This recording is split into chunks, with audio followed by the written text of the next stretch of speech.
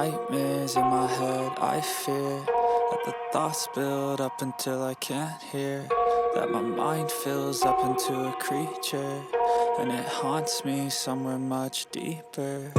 Anxiety, filling up every space, no privacy, and silently, it could build and build until you... Salam sejahtera Malaysia, denyut nadi suara rakyat bergema di channel ini. Tuan-tuan dan puan yang dihormati sekalian, rupanya Hadi Awang pernah ucap, di dalam ucapan dia kata, Tuhan ampun semua dosa kecuali hutang. Itu yang telah dikongsikan oleh pencetak Harakah.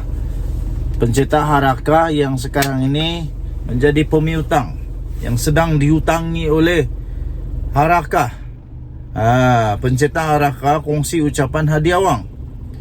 Pengurus Syarikat bekas pencetak akbar Harakah, iaitu Husin Jan, meluahkan rasa berang beliau. Marah betul dia ni apabila PAS enggan membayar hutangnya yang bernilai lebih 500,000 juta. Memalukan betul lah PAS ni. Sudah kalah di mahkamah, diarah untuk bayar, tidak mau bayar juga. Lepas itu apa yang terjadi? Sampai bekas pencetak akbar Harakah itu, iaitu Husin Jan, kongsi perkara ini. Kamu sila komen, anda boleh komen apa pendapat anda. Sedangkan Mahkamah Session telah pun mengeluarkan perintah. Mahkamah sudah keluarkan perintah tau. Perintah terhadap parti itu agar membayar hutang tersebut kepada syarikatnya, iaitu NAJ Press Resource Malaysia Sdn Bhd. Menerusi satu hantaran di akaun Facebook miliknya, Husin Jan memuat naik satu video yang merakamkan ceramah oleh Presiden PAS itu sendiri, Tan Sri Abdul Hadi Awang. Apa yang beliau kata? Husin Jan kata begini tau. Padan muka, malunya PAS. Malu betul lah. Betul-betul malu. Husin Jan kata, cakap tidak serupa bikin. Abdul Hadi dalam ceramah tersebut memberi penegasan kepada pendengarnya mengenai kewajipan umat Islam dalam pembayaran hutang. Apabila Abdul Hadi Awang turut memetik hadis riwayat Ibni Umar yang menyatakan bahawa Rasulullah bersabda, Allah mengampunkan semua dosa bagi mereka yang syahid kecuali hutang. Hadi Awang sila jawab. PAS sila jawab. PAS mendakwa. Ini Husin Jan yang cakap tau. Seperti yang dilaporkan, Husin Jan kata, PAS dakwa partinya adalah parti Islam, tetapi tak mahu ikut ajaran Islam. Masuk mahkamah sekular kalah. Hakim suruh bayar hutang, PAS nak bawa pula mahkamah tinggi untuk buat rayuan. Husin Jan buat kesimpulan, dia kata, kesimpulannya, PAS bukan parti Islam, hanya guna Islam untuk mengelirukan umatnya, berselindung di sebalik nama Islam supaya orang Melayu terus sokong mereka dalam politik, kata dia. Tambahnya lagi, macam mana pemimpin PAS nak jadi Perdana Menteri dan selesaikan hutang negara jika hutang sendiri pun tak mahu bayar? Tulis Husin Jan di ruangan caption video berkenaan. Terdahulu Mahkamah Session pada hari ini telah memerintahkan PAS untuk membayar hutang sebanyak RM656,233.60 kepada bekas pencetak Harakah, iaitu NAJ Press Resource Malaysia Sdn Bhd, NAJ Press.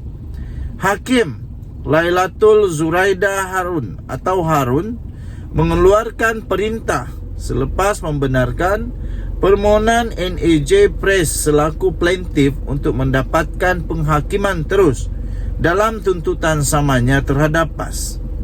NAJ Press dalam saman itu turut menamakan Datuk Seri Taqiyuddin Hasan selaku Setiausaha Agung PAS dan penerbit Akbar Haraka. Galeri Media Serba Nikah Sdn Berhad sebagai defendant kedua dan ketiga. Susulan itu peguam yang mewakili defendant iaitu Muhammad Faizi Cik Abu berkata pihaknya telah merancang untuk merayu ke Mahkamah Tinggi terhadap keputusan itu hari ini. Muhammad Faizi mewakili PAS juga bakal memfailkan permohonan bagi menangguhkan keputusan tersebut sementara menunggu penyelesaian rayuan ke Mahkamah Tinggi. Malu tak malu PAS? Tak tahulah. Kalau ini pun tidak juga terasa apa-apa PAS, pun tidak tahu lagi lah. Orang tu sendiri yang cakap begitu. Untuk dapatkan berita ini, anda boleh layari di Malaysia Deadline. Malaysia Deadline bertarikh 6 Disember 2023. Tajuknya ini. Tajuknya Tuhan ampun semua dosa kecuali hutang. Hadi Awang kena sebiji kali ini. Tergigit lalu dah sendiri. Bye-bye. Salam sejahtera Malaysia.